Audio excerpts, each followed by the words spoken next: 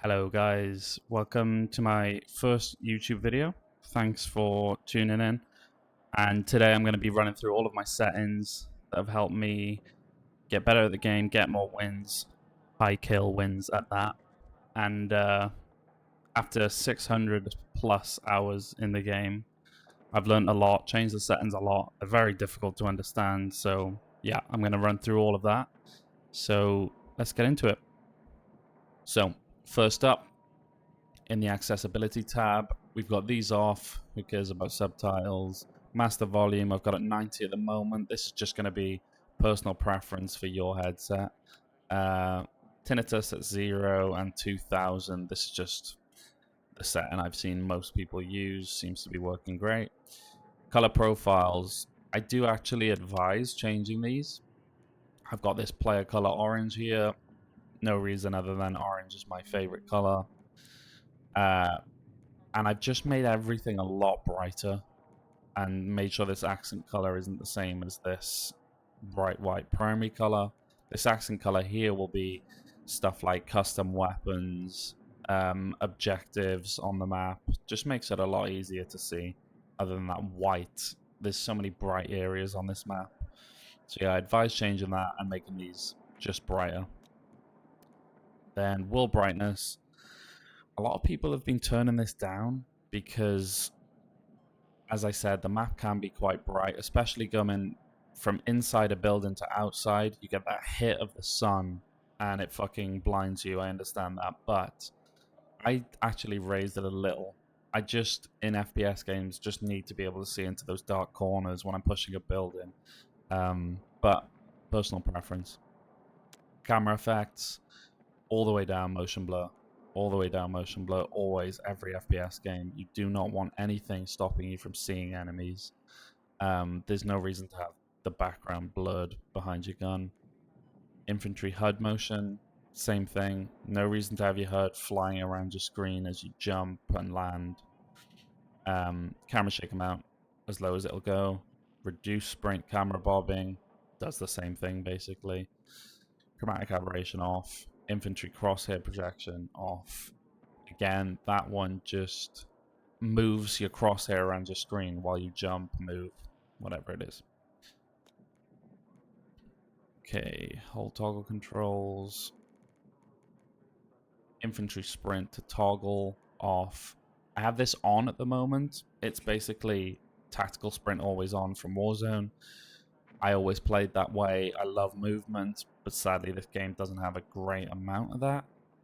I'm toying with turning this back off just because when you're prone and you hold your stick forward, this will force you to stand up. It can kind of fuck you over in some gunfights where you're lying down behind cover and you just want to crawl, maybe to get into a doorway. You have to very slightly touch the stick forward to crawl. It's just, yeah, it can be a bit awkward where you're standing up out of cover when you didn't mean to. On top of that, hip fire weapons, it raises your gun up when you go into the full sprint animation. So obviously if you want to use a gun for hip fire primarily, this just can't really be on. So yeah, I might turn that off. But crouch toggle sprint, set to crouch. I love this feature. This lets you sprint around while crouching. Sometimes I use this while I've got cover on my right side. I'll just run along a wall while crouched, meaning you can get to a different position. The enemy won't expect you to pop up there. I love it. Vehicle boost, set to toggle. Crouch slide all, off, hold, hold, hold. None of these are huge settings. Feel free to just to copy them. Some of them are probably just set as the default. Controller vibration, I always have off. A lot of people go a bit hard on this. I don't see a problem with it being on. Sometimes people have just had it on for years and they like that feeling. I don't think it really makes you miss your shots, but if you can play with it off, it's only going to be a slight positive where you could miss shots, I suppose, from your controller vibrating when you're trying to shoot. But yeah, not a huge deal in my opinion. They're all set to off. None of these really matter. Okay, now onto gameplay. I have invert Vertical look off. I hate that. You know, holding your stick up makes you look down. No thanks. Vertical look settings, obviously all off then. Hold toggle. We've been through a lot of these. Feel free to copy. A lot of the settings in this game overlap. It's really confusing. I think they could have done better with the AI, but there we go. Copy these as we go through if you like. Infantry aim sensitivity. This is going to show up again in a different section under controller. But I actually have my aim sensitivity quite high compared to most players that I've seen. I think a lot set this to around 40, which I think feels nice for aiming a weapon. But for moving around the map, I just think it's too low. So I'm trying to get used to this 55 and using ADS Sense to change my sensitivity in gunfights. And at the moment, this is working great for me. This is off. Already been over that. Sprint door barge.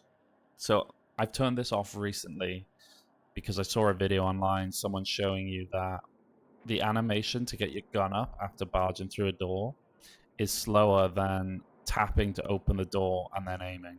So, I mean, muscle memory might kick in. You might run straight into a door and it not open. But once you can get used to pressing the button to open the door and aiming, that short delay you won't have can help you get a kill you wouldn't have otherwise got.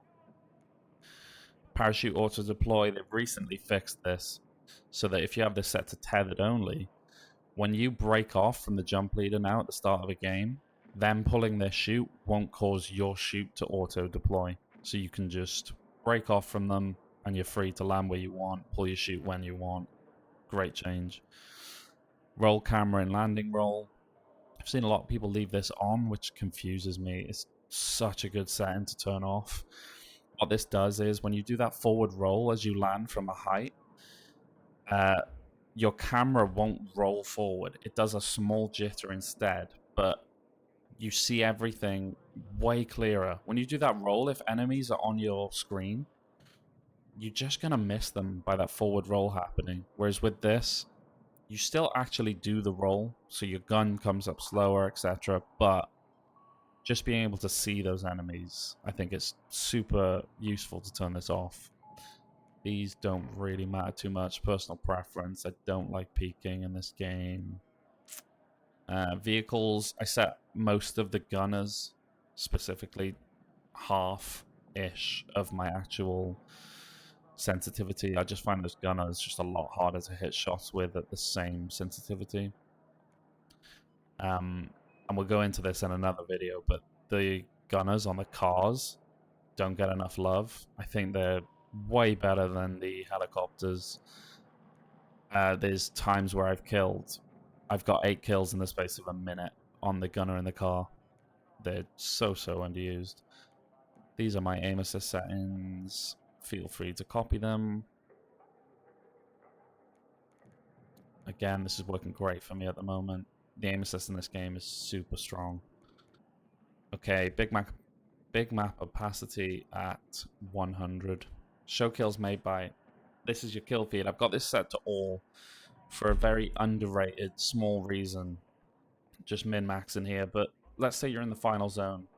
There's 2 teams left and you, so 3 in total. And then it goes down to 2 teams. The other teams fight, okay? And you don't know where they are.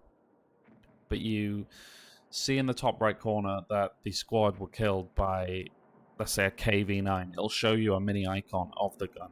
And you see it's a KV-9. You can make a small adjustment then in your head to say, okay, I'm not just going to push straight at this player. I need a little bit of distance because that gun, I mean, it's not got a lot of recoil, but it can be difficult to hit shots at range with that gun.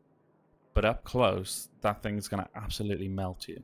If you don't also have that gun or a SCW, then you're going to want to then take that fight differently. And you're not always going to notice this in the kill feed, but all I'm saying is this gives you a chance to notice something like that. So definitely set this to all. If we go down here, icons and indicators, I've got 100 intensity. I really want to be able to see the icons in this game. Objectives a little lower. Friendlies a little lower. Enemies all at 100. Really want to be able to see these red diamonds above their heads. I did have this set all the way to 150. They were just obnoxiously large. Made it difficult to actually gauge how far below that icon the enemies were. Neutrals. Ping markers made them absolutely massive. What this does, setting this to 20, is if I aim towards a ping, the ping will go very opaque so I can see through it if an enemy runs past it or whatever. Because usually teammates are pinging near enemies. These, I believe, are just default. Minimap size absolutely has to be on large. You want this as large as it'll go. Just gives you more information. So, like, if you're coming from Warzone, it's like changing from the circle map to the square map. Just has to be done. These I want very, very obvious. Interior zoom, make sure this is off. What this does, I mean, some people might like this, but what this does is if you go inside a building, a map will zoom in so that just that building you're in is in view. What this means is if you get pushed from outside the building by someone that's, say you've got a motion sensor down, they would show up outside the building pushing towards you. You're going to hear their footsteps but not be able to see them if this is on. So personally, I don't like this on. View distance on foot. I would have all of these set to 300, but there's currently a bit of a bug in the game where in-game you want to switch this and switch it back and have these not at 300, and then this view distance on foot will actually be 300. There was a bug where if you have this set like this is actually shown at 160. You want this 300 so that you can see as much as possible on your mini-map.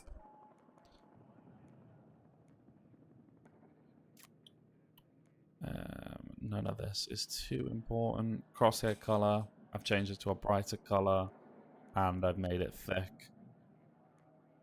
Just easier to hit your shots. I recommend changing your headshot color. I think when you load the game up, it's the same as your kill color. I'm not sure, but I recommend changing this. I made it a bright yellow just so you know when you've got that headshot and you know whether to push or not after that. Nothing too important here. Now onto controller. As you can see, I've got custom stick and button settings. I've got a, I believe it's a Razor Wolf controller, which has back pedals and top buttons. So a button in between LB and LT, and RB and RB. So you got a third button on the top each side. So the way I have mine set up is my two back paddles on the bottom are A on the left, B on the right, jump, crouch, prone. And then the two top back paddles are both just ping. Then the top left button I've got to left gadget, gadget 1. And the top right button I've got to gadget 2. Really like this setup. I highly, highly recommend getting a controller with back paddles at least, but these top buttons are a game changer. I really didn't think they'd be as useful as they are, especially in a game like this though, where you've got these gadgets to switch to. It's really, really helpful. If we go into control settings, you can see there, as I showed earlier, I've got 55 for my sensitivity, field of views at 120. Self-explanatory. I love being able to see as much as possible on my screen. If you're someone that struggles to see and has this usually down in other games, I would still recommend keeping it at 120 if you're a recon player, because you'll get those passive pings where if your aim goes near an enemy, you'll ping them anyway. So it's super helpful to have as much of the map on view as possible. I have this set to off. A lot of people play with this on, but I noticed that at further zooms, like 5x scopes, for example, my aim was just dragging so slowly across the screen with this on. So I turned it off, and it's working great for me with these settings. BF1, BF4, standard 32. Been through a lot of this stuff already.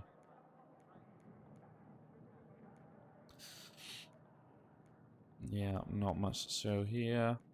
As we get to here, you'll see I do have zoom transition sensitivity smoothing on. Not many people use this setting. I've always used this setting in FPS games. I want different zooms for different scopes, and I want it to scale up with my general sensitivity, especially because snipers, when you just keep it at the baseline, snipers don't feel good to me at all. So I had to use this setting, put this at 123. I can show you later in the firing range. My aim with a sniper is just so smooth. I do recommend changing this setting. We've been over this. Nothing too important here. And then flick look disabled. Personal preference. I don't think anyone uses this setting though. What it does is you can set a bind on your controller or keyboard to just instantly make you look 90 degrees left or right, or 180 degrees behind you. I can see how it could be helpful, but maybe more so on mouse and key. If you're gonna flick anyway and you're not too good at that flick movement, you could assign this to something, but yeah, not for me. If we go into, I won't show you my keybinds actually. They're pretty, unique to you as a player and depend on what controller you've got. Ground vehicles, don't need to really go through this. Alternate sets your accelerate to right trigger rather than using the left stick. Forward and backwards, go forward and backwards. I hate that setup. Same for aircraft. I think I've done it. I had a bug with mine where the helicopter didn't do what it said it was doing, so I had to put in custom keybinds just to give it the right trigger to ascend, left trigger to descend, and controller tuning. If we go right to the top, vibration off we've already spoken about. My dead zones are pretty low. I've got a little bit of stick drift on this controller, but I don't mind. I want my touches on these sticks just to click in as soon as I touch them. I want feedback. So I don't mind a little bit of stick drift. Same with the triggers, 0 and 100. As soon as they can kick in, I want them kicking in. Okay, onto graphics. This is very dependent on what kind of PC you've got, but obviously set them to custom and then go in here, and ideally you want most things low. You don't really want these tanking your FPS. The only things I have higher is the texture quality and filtering, mainly because I record. I just want the game to look a bit better. If I wasn't recording, I probably would have these set to low and just see if the game still looks good. But yeah, for me, just high and ultra, just for that reason. But yeah, I prefer FPS over the way the game's going to look. Go into advanced. I doubt there's anything. I've got on video reflex, low latency enabled, and boost. Again, just do a quick Google of your graphics card, or ask Copilot or something, and it'll usually spit out the right setting to be used here. Enable and boost has just always been the one it tells me to use. I have been using DLSS. To be honest, I don't notice huge differences from settings like this. I see some streamers and content creators saying that this is just game changing. Whether this is on or off, I roughly hit the same FPS, to be honest. Spoken about this. These are all specific to your monitor. So let's get into the audio. Master volume is just dependent on your own headset. Sound effects 60, music I have it 0. If you like the music, keep the music up. I don't. Commander and soldier, I lower these a little bit. This is the narrator in game that'll tell you things like there's an enemy landing on you, so you do need this, but he's very loud and he doesn't shut up. Same with your teammates' characters, they just speak constantly in game. I've got my config spatial 3D and night mode. This is working so good for me at the moment. Just remember, if you do change these to this, the first 5 minutes or so of the game, it'll sound so weird to you because you've changed something. Just write it out. I promise these work so well. And outside of that, it's just radio music. Little tip, turning this off actually does turn the radio off in the firing range, which is so irritating. Or you can just shoot it with your gun. And that is it for my first video. I hope you guys enjoyed. I would love you to like the video, comment, subscribe. If you got anything from this and you think I might be able to help you in the future, like I said, I've got gun videos coming up, gameplay videos, and I'm willing to listen. If you comment down anything you want to know, anything you want to see, I can bring you that content. And yeah, I will see you in the next one. Bye.